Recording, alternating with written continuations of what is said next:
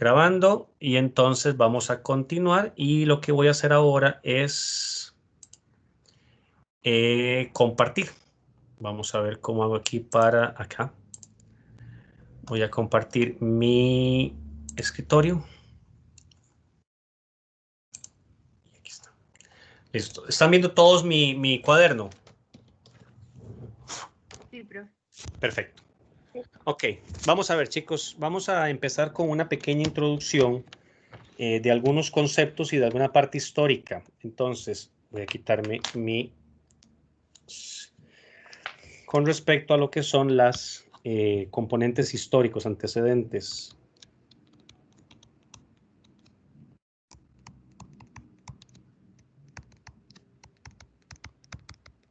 Históricos y fundamentos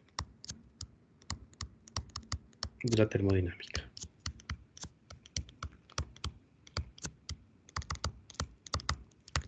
Por cualquier cosa, chicos, si en algún momento ustedes me están escuchando y tienen que pausarme, me pausan. Profe, directamente, no entendí. Si yo me quedo sin internet o le pasa algo a mi compu, no se preocupen. Si después de 5 minutos no llego, pues ya les informaré yo por el TEC Digital o por aquí por el Teams de que por favor, pues me disculpen. Ojalá no pase, pero por cualquier cosa. ¿Ok? Vamos a ver. El tema de la termodinámica, antes de empezar con los antecedentes históricos, quisiera hacer un par de definiciones. Entonces, voy a dictarles 3 definiciones de lo que indica lo que es la termodinámica, porque es lo que vamos a estar estudiando. El curso se divide en 2 grandes áreas, que es la termodinámica y la cinética. ¿Ok? Una nos va a permitir ver si un proceso se da y la otra nos va a decir en cuánto tiempo se da. O sea, es como decir fenotipo y genotipo, ¿ok? Para poner una analogía un poco estúpida, tal vez.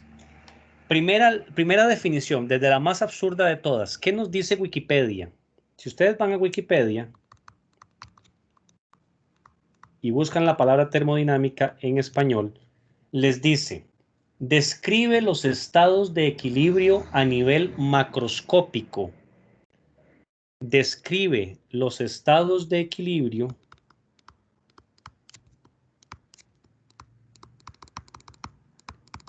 a nivel macroscópico. O sea, estamos hablando de situaciones en grande. ¿Ok? ¿A qué me refiero con nivel macroscópico? A algo grande. Aunque puede empezar a explicarse también a nivel más pequeño. Luego lo vamos a ver qué es lo que desarrolla Boltzmann. ¿Ok? Pero ¿a qué me refiero con un estado de equilibrio a nivel macroscópico? Vamos a ver situaciones de la vida que puede ser un carro, una válvula de escape, un proceso de contaminación, el crecimiento exponencial de la población. Esos son estados macroscópicos. ¿Ok?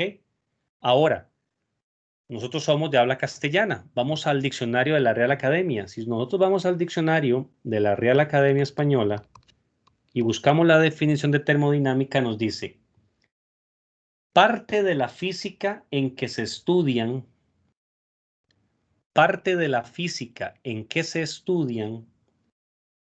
las relaciones entre calor,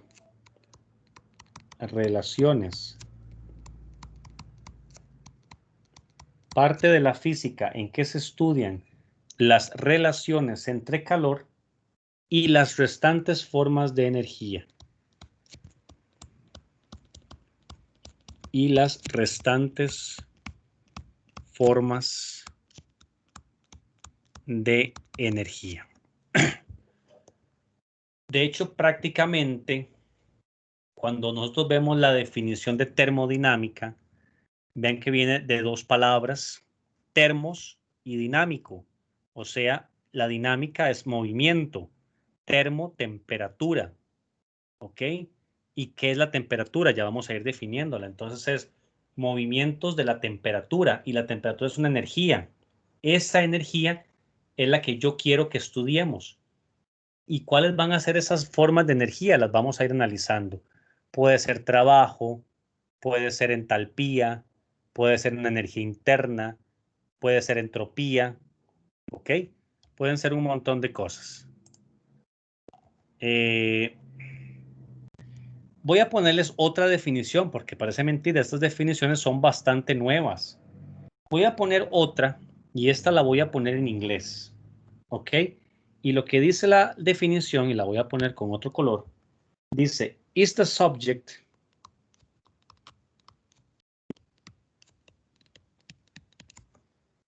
of the relation of heat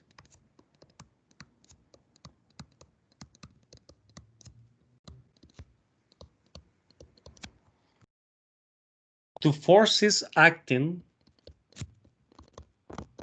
Ay, perdón.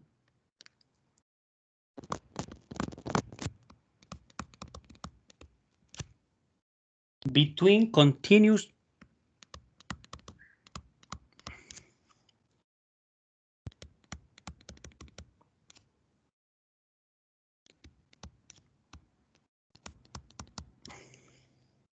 aquí me falta contiguous parts of bodies. Is the subject, aquí de hecho van puntos suspensivos porque viene de una cita. Is the subject of the relation of heat to forces acting between contiguous parts of bodies and the relation of heat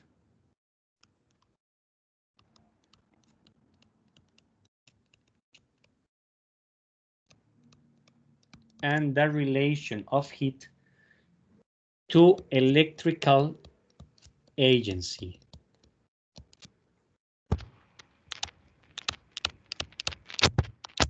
Ok. Esta, por cierto, es la definición que brindó Lord Kelvin. El mismo Lord Kelvin que nos da el nombre de la escala de temperatura absoluta en 1854. Okay. Que de hecho debo recordarles que Lord Kelvin, el nombre, uno está muy acostumbrado a pensar que Kelvin es un apellido. Kelvin es una región, siempre los cuento la historia porque es interesante, es una región de Inglaterra. Si en algún momento alguno de ustedes llega a tener un título honorario en Inglaterra, puede, conde, duque, marqués, lo que sea que escoja la reina, ustedes pueden elegir el nombre del pueblo, duque de Albergue, duque de Albuquerque, conde de California, marqués de Heredia, ¿ok? Lord Kelvin es Robert Thompson. Él se llamaba Robert Thompson. Cuando le dan el título, él toma el título de esta región, Kelvin, y de ahí viene este nombre. Pero vean qué interesante ahora desde el punto de vista de la definición. La relación de calor con fuerzas que actúan entre partes contiguas de cuerpos. O sea, ya nos dicen que tenemos que tener varios cuerpos. No la puedo estudiar únicamente con uno. Y vean otra parte. Y la relación de calor con agentes eléctricos. Con una agencia eléctrica sería traducido. Esta parte segunda, en el curso de termodinámica de ambiental, no la vemos, que es la parte de eléctrica, de la electricidad. Esto lo suelen ver los estudiantes que trabajan la termodinámica, por ejemplo, la termodinámica que lleva ingeniería de mantenimiento industrial o mecatrónica, que intentan explicarles algunos componentes desde el punto de vista eléctrico.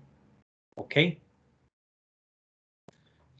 Vamos a ver, ¿en qué consiste al final la termodinámica? La termodinámica va a tener y se va a basar y se va a fundamentar en 4 leyes, que son las leyes de la termodinámica. Esos son el corazón del curso, leyes de la termodinámica. Veo que una compañera me pidió permiso y está intentando copiar, ¿verdad? La ley... No, profe, disculpe, es que, no sé, mi computadora con el Teams tiene algo raro y a veces no sé qué pasa. No, no importa, no importa, me dio gracia. Leyes de la termodinámica. ¿En qué consisten las leyes de la termodinámica? Vamos a trabajar con las leyes, sistemas termodinámicos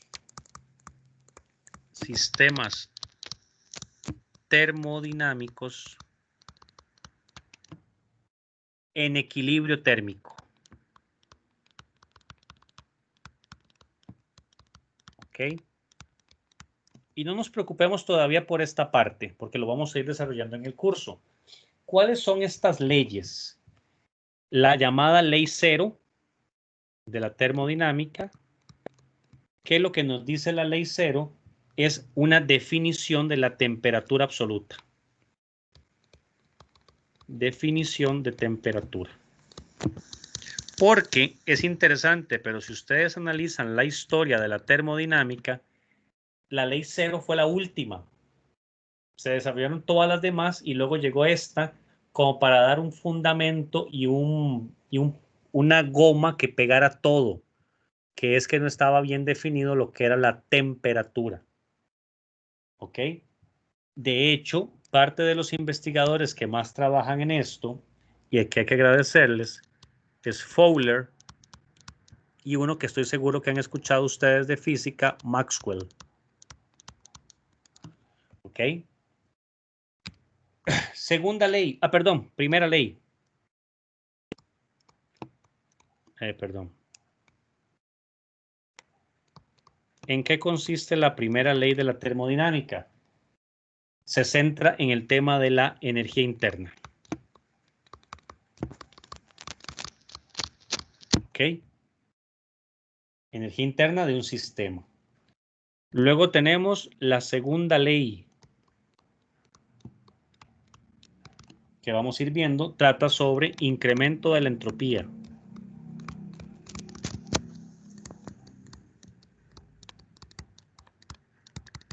¿Ok? Y la tercera ley.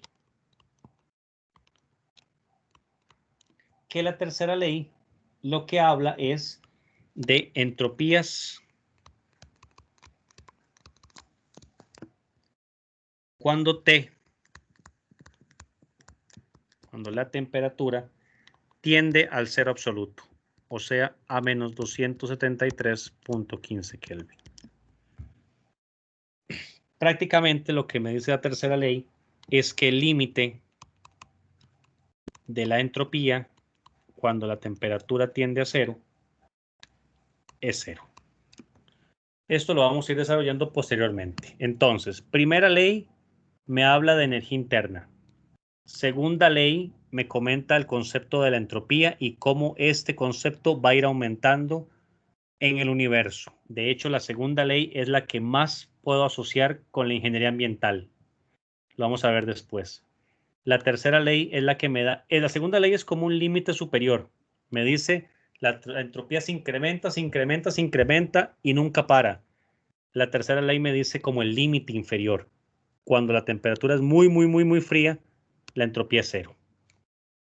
¿Ok? De hecho, estas teorías también hay que agradecérselas y vamos a trabajar mucho. Es un desarrollo de Max Planck, que hay que agradecer todo el desarrollo de la tercera ley y el teorema del calor. Teorema del calor de alguien que estoy seguro que les suena, Nernst. ¿Ok? No sé si alguno de ustedes puede recordarme o mencionarme o citarme en qué momento vieron la palabra o el nombre Nernst. ¿Alguien se acuerda?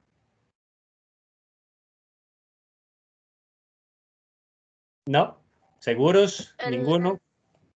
Sí, bueno, no sé, creo que él tiene una ecuación, ¿no? ¿Y de qué era? Tenía que ver algo De, como... cuánta pizza comer, No, elasticidad del plástico, tenía que ver algo con un potencial de algo, pero no recuerdo bien. ¿con qué? ¿Con qué? Algún potencial de algo, pero no recuerdo bien. Con los potenciales químicos, estoy seguro que lo vieron con Carlos Calleja en analítica, donde introducían las actividades para Ah, calcular fuerza iónica. sí. ¿Ok? Ahí tuvieron que haberlo visto en analítica y también tuvieron que haberlo visto en química 2 en algún momento. ¿Ok? Ahí prácticamente estamos dando ahorita lo que es las primeras pinceladas. Ahora, ¿de dónde viene la termodinámica? ¿Ok? ¿De dónde viene el concepto de termodinámica? Tiene un desarrollo muy interesante. Les voy a dar algunos nombres, porque son nombres que les pido que por favor tal vez les doy el nombre, les comento rápidamente, pero les invito a que para la próxima semana o los siguientes días saquen un poco de tiempo y busquen en qué consiste lo que ellos hicieron con un poquito más de detalle. Tampoco mucho, pero que se hagan una idea. El primero o de los primeros que trabajamos en lo que es historia, vamos a ponerle, qué sé yo, a brief overview. Uno de los primeros es Otto von Guericke. Otto von Guericke. Estamos en el siglo XVII, 1650. ¿Qué desarrolla Otto von Guericke? La primera bomba de vacío. Yo me imagino que cuando ustedes hablan de bomba de vacío les debe recordar el laboratorio de orgánica, cuando hacen el vacío, ¿verdad? Que es súper interesante cómo hacen el vacío para secar una serie de cristales. Estoy seguro que lo tuvieron que haber hecho en el laboratorio. ¿Ok? Y de hecho les voy a invitar a que busquen en internet, incluso todavía lo hacen al día de hoy este experimento, es un experimento muy bonito, se llama los hemisferios de Magdeburg. Hemisferios de Magdeburg. ¿En qué consisten los hemisferios? Magdeburg es una ciudad en Alemania, en el este de Alemania. En esta ocasión lo que hacen, y les invito a que prueben porque es una experiencia, si algún día van a Alemania, pues pueden ir a Magdeburg a ver el experimento porque lo hacen una vez al año. Son dos bolas gigantes de metal a las que se les saca todo el aire y a cada extremo de las bolas, de esa bola grande, se ponen a dos caballos a jalar en lados opuestos, a direcciones opuestas, para que la persona descubra la fuerza del vacío. ¿Qué tan fuerte es el vacío? Entonces es súper divertido ver a dos hermosos caballos en direcciones opuestas jalando la bola y no poder zafarla, porque son dos hemisferios, dos mitades que forman la esfera completa. ¿Ok? ¿Por qué? Porque entonces nos introduce el concepto de lo que es, en ese momento rompió todo un estereotipo, todo una idea que se tenía, que era que donde no había vacío, no había nada. Esto viene de la época de Aristóteles. Cuando hacen ese experimento es como, oh, rayos. O sea, el vacío tiene demasiada fuerza, pero ¿cómo puede haber fuerza donde no hay nada? ¿Ok? Les invito porque es súper lindo, lo pueden buscar en internet, en YouTube hay un montón de videos de los experimentos de los hemisferios de Magdeburg. ¿Ok? Otras personas, dos que son importantísimos. Robert Boyle y Robert Hooke.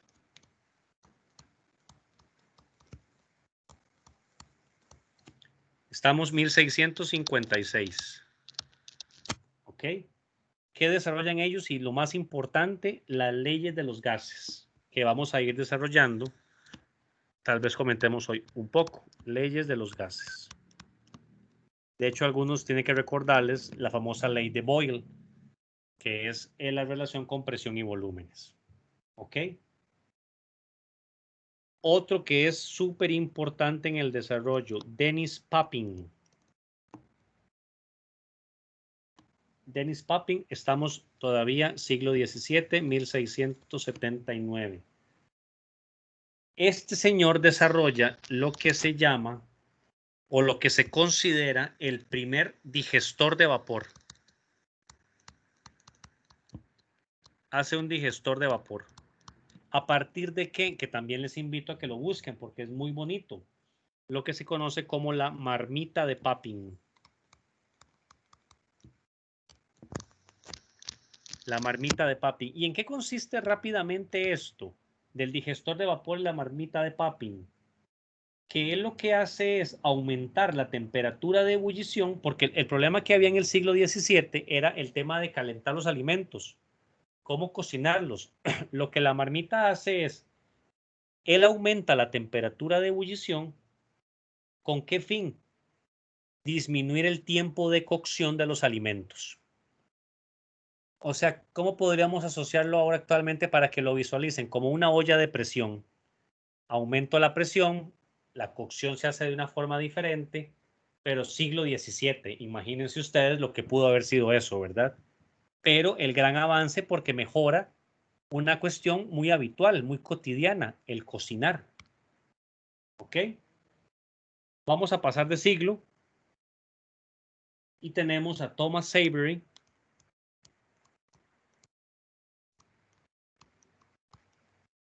y Thomas Newcomen. Todos estos nombres son los formadores de la termodinámica. Estamos 1712. Pasamos el ciclo. ¿Ok? Son los primeros en construir un motor eléctrico. Eléctrico.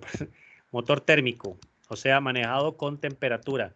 Calentando ya sea agua o vapor, carbón, generar vapor y con ese vapor mover un cuerpo. Llámese un barco, llámese una lanchita. Por favor, repito, revisen estos nombres e intenten dejar ahí un espacio para que ustedes en 3 o 4 líneas complementen lo que les estoy guiando. ¿Ok? Otro que estoy seguro que Alexander o Brittany se acuerdan, que se llama Bernoulli. Brittany, no sé si usted se acuerda de Bernoulli o Alexander. ¿A qué les suena? 1733. O alguno de los que están aquí presentes. ¿De qué se acuerdan de Bernoulli? Alguien del TEC me va a decir, profe, eso lo vimos en el curso. ¿En qué curso vieron a Bernoulli? En física 3.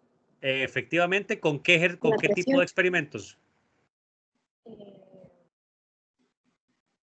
¿Qué explicaba Bernoulli? ¿O qué explica? Ay, profe, no me acuerdo bien, pero sé que era una ecuación diferencial. Ok, más o menos tenés un 30 de 100, me falta el otro 70. Todo el tema de la ecuación de Bernoulli con fluidos. Me imagino, no sé si hacen el experimento en el cual lo pueden hacer en la casa, llenan un tanquecito de agua, un tarro, le hacen un hueco y ven la distancia que tarda, la longitud del chorrito hasta dónde llega, para poder determinar mecánica de fluidos. ¿Ok? En este caso, todos sus estudios de Bernoulli van más asociados a la parte de la introducción de lo que es la mecánica estadística.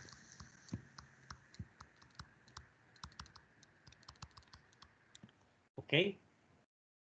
Porque él lo que él al final dice es, con la teoría de probabilidad, él describe con probabilidades sistemas muy grandes. Vean qué interesante. Con probabilidades, con leyes de probabilidad, trata de justificar por qué algo algo grande se comporta de cierta manera. ¿Por qué una cantidad de vapor dentro de un motor de un tren tiene esa cantidad de calor y es tan difícil manejar el que maneja? ¿Okay? Vean qué interesante. Vamos a llegar ahorita a un punto que históricamente es súper importante.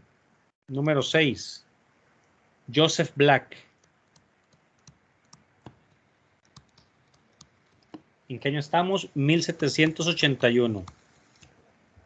¿Y qué es lo que introduce Joseph Black? Hay dos cosas muy importantes. Define lo que es la capacidad calórica, que la vamos a ver en unas semanas, y ya ustedes la tuvieron que haber visto. Capacidad calórica, y también define lo que es el calor latente. ¿Ok? Que de hecho es en este momento cuando él se define la capacidad calórica y el calor latente que entra otra persona complementaria que es James Watt. Que James Watt tal vez le suene más por la unidad además de los vatios, pero porque es el primero que hace una máquina de vapor, ya propiamente dicha. Y podrán ustedes imaginarse la importancia de esto, porque entonces en el momento que viene el desarrollo o el descubrimiento o el trabajo de la máquina de vapor, viene un tema muy importante, que es el momento exacto donde se da, en este preciso momento, la primera revolución industrial. Y de hecho, es en la primera revolución industrial donde se da el comienzo de la termodinámica propiamente dicho. ¿Por qué? Porque imagínense que ahora estamos en Inglaterra, pónganse a pensar, Inglaterra, Francia, estos países, el comercio, se empiezan a dar cuenta que podemos mover en un barco y cruzar, por ejemplo, el Canal de la Mancha y pasar mercancías de Francia a Inglaterra. Y entonces, ¿qué pasa? Ya no solamente es un barquito, vamos a ampliar el tamaño del barco, vamos a ver diferentes alternativas para que la máquina genere más calor y ese calor me mueva el barco. ¿Van viendo la idea? Estamos introduciendo lo que es termodinámica. Tal vez en ese momento no tienen los fundamentos, pero la realidad está ahí. Se está moviendo un barco, echándole carbón, generando mucho vapor, calentando agua, y ese vapor me mueve las turbinas para moverme el motor y mover el barco. Vean qué gran cambio es para la humanidad. Es un cambio muy, muy importante. ¿Ok? De hecho, aquí se mete otra persona. Voy a ponerla por acá, 7, que es el padre de la química, Lavoisier. Lavoisier, como padre de la química, lo que da es una parte experimental muy grande. Y él desarrolló lo que se llama la teoría del calórico. ¿Ok? La teoría del calórico. ¿Por qué? Porque antes estaba una cosa muy interesante. Antes de la teoría del calórico había una teoría que se llamaba el flogisto. Es la cosa más absurda que ha tenido la historia, pero es muy divertida. ¿Qué es el flogisto? El flogisto era, de hecho, voy a cambiar la flecha porque es al revés. Pasa del flogisto a la teoría del calórico. El flogisto lo que decían era que, por ejemplo, cuando ustedes quemaban un pedazo de madera, la madera cambiaba sus proporciones, medían el peso y decían, qué raro, esta madera que pesaba 5 gramos, la quemo, agarro las cenizas y solamente pesan 2. ¿Qué se hicieron los otros 3? La gente decía que había un flogisto, una cantidad de materia que se iba, escapaba. Eso era el flogisto. Y así explicaban también el calor. ¿Por qué se quema uno la mano o se quemaba uno la mano cuando lo ponía sobre fuego?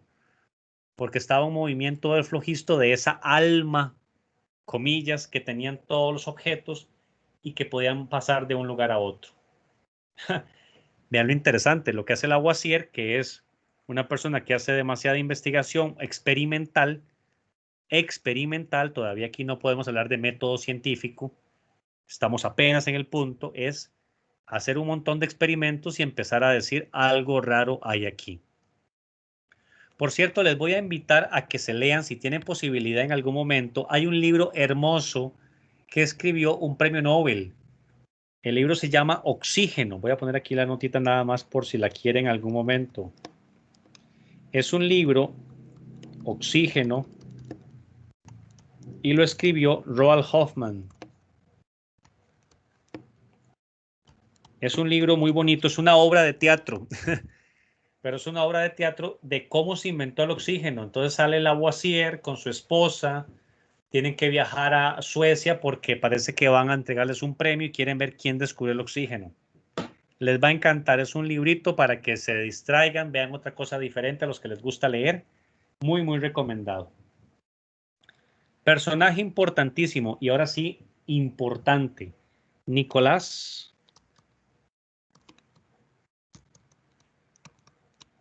Leonard Sadi Carnot, que estoy seguro que ustedes también lo vieron en física, el ciclo de Carnot. Estamos en 1824. Costa Rica se acaba de independizar. Sadi Carnot lo vamos a considerar de ahora en adelante el padre de la termodinámica. Sadi Carnot como padre de la termodinámica. Y especialmente a partir de un libro que él desarrolla que se llama Las Réflexions sur la puissance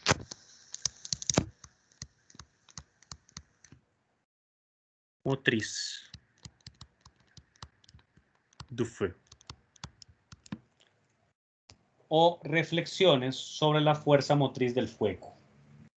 ¿Ok? En este momento, ahora sí, inicia la termodinámica como área experimental. Y lo que él desarrolla es conceptos, por ejemplo, como la eficiencia térmica,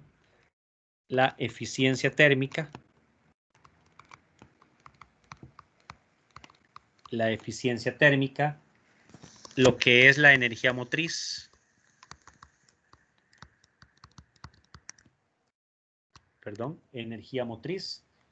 lo que es el tema de los motores, ¿ok? Y ahora sí empieza la ciencia moderna. Literalmente ciencia moderna, la termodinámica, ya con un fundamento. Y empiezan a entrar personas importantes. Por ejemplo, William Rankine. No sé si alguno de ustedes ha escuchado de él, pero para algunos de sus compañeros, novios, parejas, amigos, amantes, 1859. Normalmente un ingeniero químico, un ingeniero de mecatrónica, de mantenimiento industrial, cuando compren una máquina, las máquinas y las especificaciones de la máquina suelen venir en temperatura con escala Rankine. Rankine desarrolla una escala de temperatura muy conocida y muy usada actualmente, que se junta con la escala centígrados, la escala Celsius, la escala Fahrenheit, la escala Kelvin y la escala Rankine. La escala Rankine es muy, muy popular entre los ingenieros que tienen que comprar algún equipo o algún material. ¿Ok?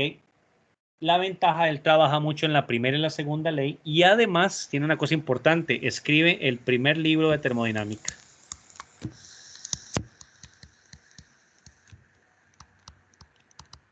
Primer libro de termodinámica.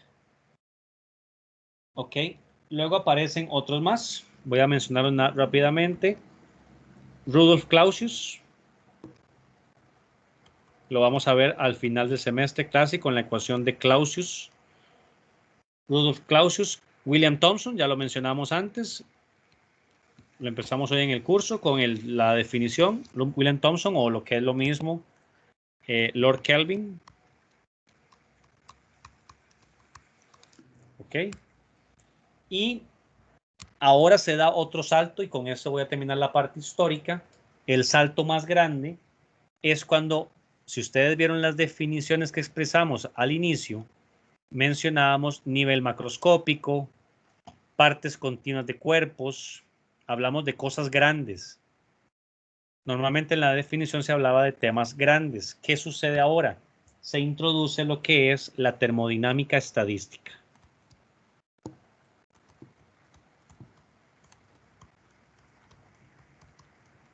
Esto es una explicación de la termodinámica, pero a nivel pequeño, microscópico. ¿Y quiénes trabajan en todo este desarrollo? Personas que ustedes han estudiado algunos. James Maxwell, probablemente uno de los científicos más grandes de la historia de la humanidad. Ludwig Boltzmann, que también lo vamos a ver en clases. Ludwig Boltzmann. Max Planck.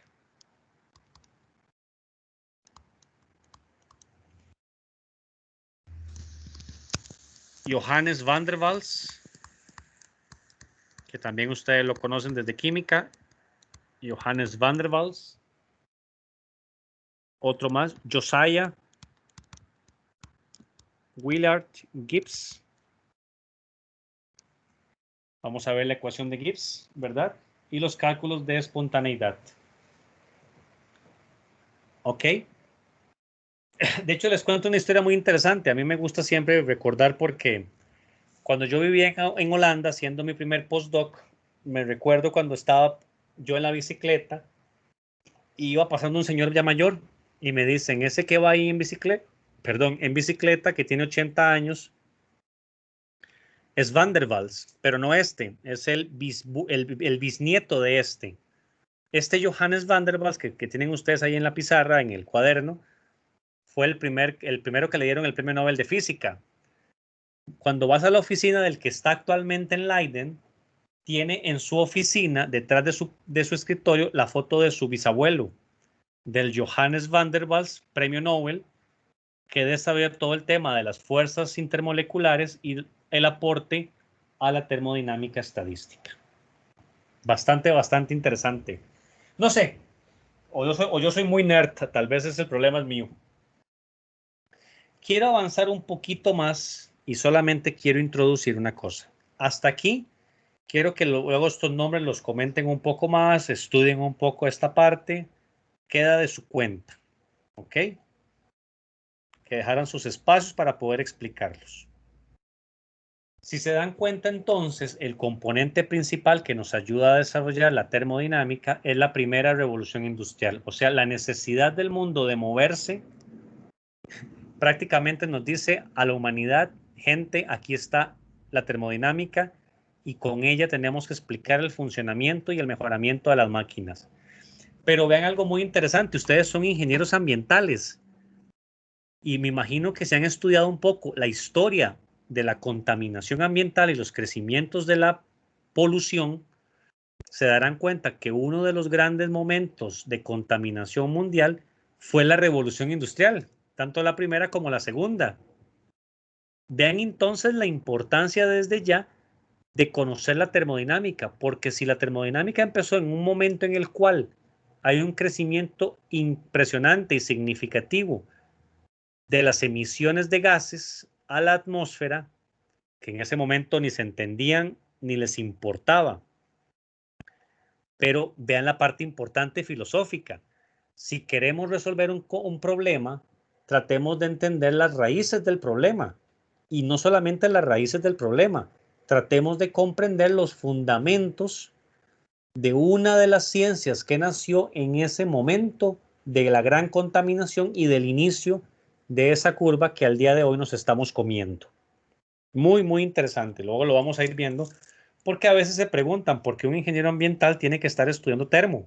Vean desde aquí ya la relación entre la contaminación, ese montón de máquinas de vapor en Inglaterra, que luego pasan a Estados Unidos, los trenes en todo el mundo, el ferrocarril en Costa Rica, el montón de cambios que eso puede generar al medio ambiente.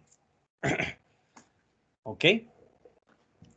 Entonces, ¿con qué voy a terminar? Ya teniendo esto claro, vamos a ver, voy a explicarles una cosa que es como decir que yo le diga ahorita a Fabiola que me haga un pastel. Y el pastel es el pastel que de todo el curso, la termodinámica. Pero Fabiola me va a decir, profe, yo necesito que usted me dé la masa o la harina o lo que corresponda para hacerlo. ¿Cuál es la harina? ¿Cuál es el material que ustedes van a tener en las manos para desarrollar todo? Ese material con el que ustedes van a trabajar todo, porque es nuevamente la materia de partida, la materia de trabajo de la termodinámica, es lo que se conocen como las ecuaciones de estado. Y aquí voy a hacer un cambio. Y avanzamos, bueno, no lo voy a hacer así. Y avanzamos a lo que son ecuaciones de estado. Porque las ecuaciones de estado, y esto es un problema que se les da mucho a ustedes, a los que han llevado el curso, se les olvida la materia prima, empiezan otra vez a resolver ejercicios y fórmulas y no se acuerdan de dónde parte todo. La ecuación de estado va a ser el material que ustedes van a tener siempre disponible. ¿Qué es una ecuación de estado? La ecuación de estado es una ecuación propiamente dicha que describe el comportamiento de un fluido. ¿Ok? ¿Qué fluido es ese? Vapor de agua, nitrógeno, oxígeno, gases de efecto invernadero, cualquier fluido, casi siempre en estado gaseoso. ¿Cómo creo yo mi ecuación de estado? Ustedes se imaginarán una ecuación y piensan y igual a mx más b, o y igual a seno de x, o y igual a cotangente hiperbólica de 2x. Siempre vean la y y la x. ¿Cómo formo mis ecuaciones de estado en termodinámica? Las ecuaciones de estado en termodinámica siempre van a tener en su estructura propiedades intensivas o extensivas. Presión, volumen, temperatura, cantidad de sustancia.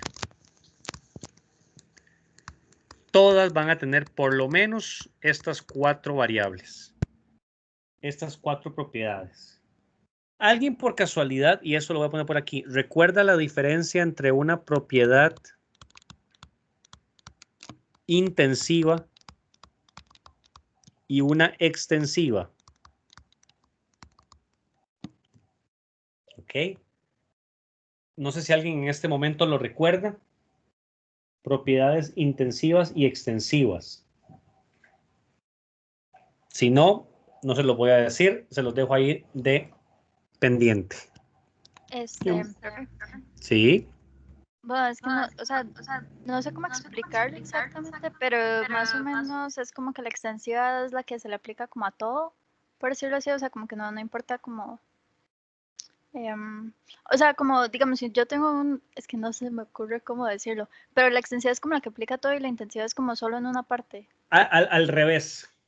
¿Es al Al revés? revés. La intensiva es la que es independiente. Ah, ok, La entonces sí, intensiva es entonces estaba independiente. Vean el contexto de la palabra. Es interna. A veces por eso es tan importante estudiar latín. El in y el ex. La intensiva es interna, es propia, es independiente de todo. La extensiva, la externa, depende de cosas. ¿De qué depende? Particularmente de la cantidad de materia. Por ejemplo, Ok. una temperatura de ebullición, eso es intensiva. No importa cuánta agua tengas, siempre va a ser la misma temperatura de ebullición. ¿Ok? Profe, ¿no Pensemos era en... que esas eran las extensivas que eran aditivas, algo así? Busquen estos, hay muchos detallitos que les pido, por favor. Pueden hacerse una listita de 4 o 5 entre propiedad intensiva y extensiva. ¿Ok? Vamos a ver entonces, esas ecuaciones de estado entonces van a basarse, siempre van a traer presión, volumen, temperatura, cantidad de sustancia. Y dependiendo las que vayamos viendo, variables, constantes que los investigadores les han ido metiendo para mejorarlas. Y recuerden, la ecuación de estado entonces lo que quiere es una ecuación que me permita comprender el comportamiento de un fluido. ¿Ok? La primera que ustedes tienen que conocer es la de los gases ideales. P por V igual a NR por T. ¿Qué pasa? Que cuando empezaron a estudiar esta es muy útil, pero se dan cuenta que en un gas real hay que meterle variables, hay que meterle constantes. Entonces empiezan a meter y meter constantes y le ponen distintos nombres. ¿Ok? Las más fáciles de comprender de estas, pues obviamente la cantidad de sustancia que viene de el número de Avogadro.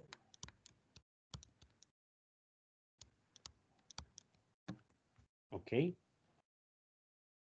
La temperatura. Por cierto, ¿alguien sabe de dónde viene el número de Avogadro? El famoso 6,022 por 10 a la 23. Por cualquier caso, eso viene de una sustancia estándar de 12 gramos de carbono 12. Ahí les dejo para que lo busquen un poquito más. De ahí viene el famoso número de Avogadro ya actualmente bien justificado. Antes de terminar, bueno, la temperatura. Del volumen no tengo nada que decir. El volumen lo conocen ustedes mejor que yo. Temperatura. Energía contenida en un material, ¿verdad? Luego la vamos a definir como a detalle. La energía contenida en un material. Y la presión. Esta es interesante. Antes de continuar con la presión, chicos, unidades de presión. Díganme, por favor, ustedes unas cuantas.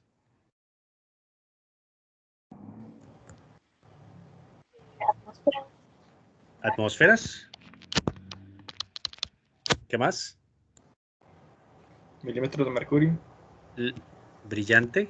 ¿Qué más? Pascales. Casi siempre kilopascales, pero sí está bien. Ok, sí. ¿Qué más? Una muy importante, torricellis. ¿Ok?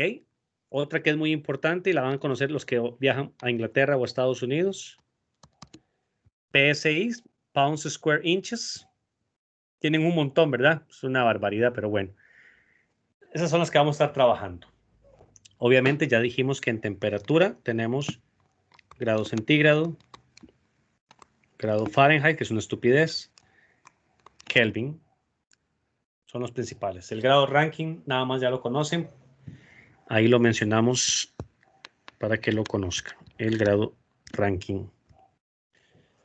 Ahora, ¿alguien me puede recordar, con eso voy a terminar hoy, el concepto de presión? Si nosotros vamos al concepto de presión, que ustedes conocen desde el kinder, la presión es igual a la fuerza sobre el área. ¿Todos de acuerdo con eso? ¿Ok? Si estamos todos de acuerdo con eso, vamos a recordar y vamos a avanzar un poquito más en física. Porque yo tengo en física que la fuerza es la variación del momento con el tiempo. ¿Ok? Esa P es de, voy a ponerla aquí, momento. Y si yo desarrollo un poquito esta fórmula, se acordarán ustedes que yo tengo una formulita que dice que la fuerza es igual a la masa por la velocidad al cuadrado entre una distancia. Voy a ponerle A. Si una partícula se mueve en un cuadrado, en un cubo de longitud A, la fuerza es masa por la velocidad al cuadrado entre la distancia. Esa distancia, ahí le pongo A, puede ser X, la letra que quieran. ¿Ok? Por lo tanto, si yo meto esta formulita, esa última de la fuerza, la meto en la de la presión, ¿qué se da? Que la presión es igual a la masa por la velocidad al cuadrado. El A es área, ¿verdad? Y área es A por A o X por X, ¿correcto? Si yo pongo A por A y meto esa fórmula, me queda A al cubo. ¿Todos de acuerdo en ese momento lo que acabo de hacer? Dijimos que la fuerza, imagínense un cubo de longitud A, se mueve la partícula de masa M a una velocidad V a esa distancia A. Esta A mayúscula es un área y el área es A por A. Y A por esta A es A al cubo. Pero ¿a qué quiero llegar con esta historia? ¿Qué es A al cubo? Un volumen. Todos de acuerdo con eso, ¿verdad? Esto es un volumen. Ven que esa es una V normal, la otra es una V como en cursiva, la de velocidad. Si yo paso esa V, me queda P por V, igual a la masa por la velocidad al cuadrado. ¿Ok? Pero aquí está lo que quiero llegar.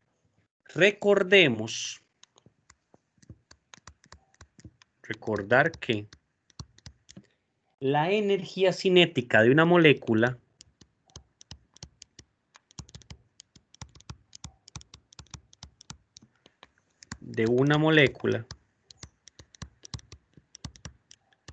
es masa velocidad al cuadrado entre 2. Esa es la definición de la energía cinética de una molécula. Vean qué interesante. Aquí está, esto es energía. Eso es lo que me está diciendo este enunciado.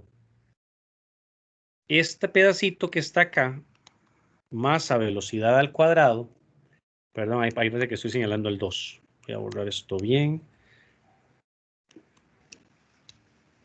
Esta fórmula, masa velocidad al cuadrado, es energía cinética. Este pedacito es energía. Entonces, ¿qué quiero decir con esto? Y esto voy a terminar hoy. Que el producto de la presión por el volumen es una unidad de energía. Esto es muy interesante. ¿Por qué? Porque entonces de ahora en adelante, siempre que veamos cualquier ejercicio que dice, tenemos un cilindro con un pistón, qué sé yo. Tenemos aquí un cilindro. Perdón por el dibujo. Lo voy a hacer nada más para explicarme. y en este momento le meto un pistón al cilindro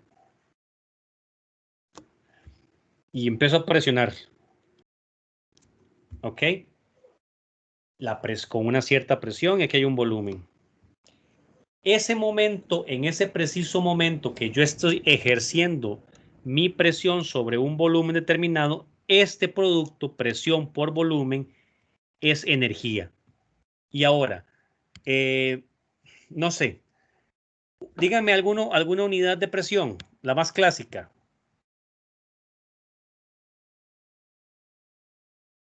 Atmósferas. Muy bien. ¿Y una unidad de volumen? Litros o metros cúbicos. Litro por atmósfera, por ejemplo. Ajá. Entonces, ven, litro por atmósfera es una unidad de energía. Y yo puedo relacionar litro por atmósfera a kilojulios. ¿Por qué lo digo? Porque esta forma es una forma de trabajo. Es energía, pero en forma de trabajo, que la vamos a ver posteriormente. Lo que se llama trabajo, presión, volumen. Pero vean lo interesante, vean de dónde viene el concepto. Siempre que yo multiplique la presión por el volumen, eso es una unidad de energía. ¿Cómo logro convertir una unidad con la otra? ¿Cómo puedo pasar de julios o kilojulios a litro por atmósfera o a torricellis por metro cúbico o a pascales por milímetros de mercurio? Utilizando la constante de los gases ideales. ¿Cuáles son esas constantes de gases ideales que conocemos? Las dos más comunes es 8,314 joules mol Kelvin, o la otra, que es muy típica, 0,08206 litro atmósfera